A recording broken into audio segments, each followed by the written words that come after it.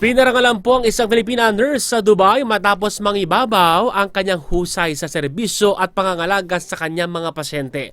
Tinanggap ni Katrina Gonzalez, isang staff nurse sa outpatient department sa Saudi German Hospital Dubai, ang Daisy Award o ang International Award na kumikilala po sa mga nurses sa mundo na nagpakita ng husay sa trabaho at malasakit para sa kanyang pasyente maging sa kapwa nurse at kasamahan sa medical field na higit pa sa inasahan.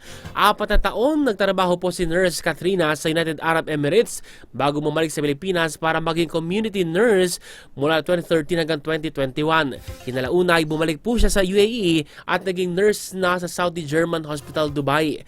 Lubos ang pasasalamat at saya na naramdaman ni Nurse Katrina para sa kanyang parangal.